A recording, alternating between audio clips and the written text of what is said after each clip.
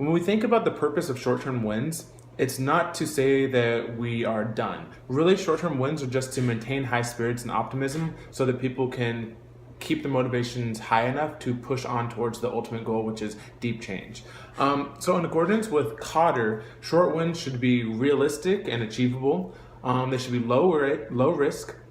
They should have immediate benefits for the people who are involved in the change process. They should be cheap, and they should also be aligned with the long-term goal.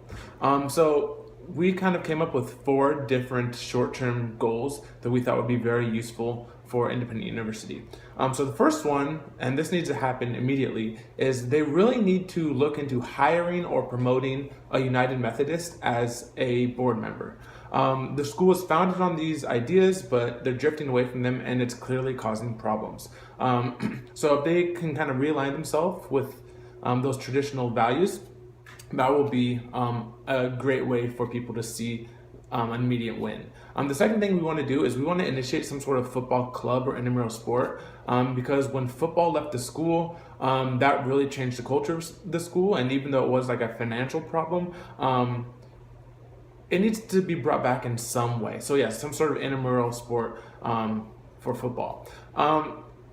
The third thing we think would be cool is to invite Professor Dr. Henry Blackstone back to the school, not to be hired. Obviously, his behavior was inappropriate, but because a lot of people don't know that and they don't need to know that, I think it might be interesting to just have him come back to the school and give a short talk at an event. He was one of the alumni students' favorite teachers of all time. So, if he put on an event where he came and spoke, perhaps some of the alumni would come back and visit, and that would rebuild their bond with the school, and perhaps that would remind them of their great experience and encourage them to donate. The fourth thing that we thought would be cool to implement would be regarding the vision for the 21st century and the online program. So again, this goes back to the identity of the school, and we think it would be really cool if they implemented an online course where students could study the history of Independent University and what it means to be United Methodist. So again, even if people don't live on campus, but they're interested in these ideas, this would be a great way for them to understand the culture of the school.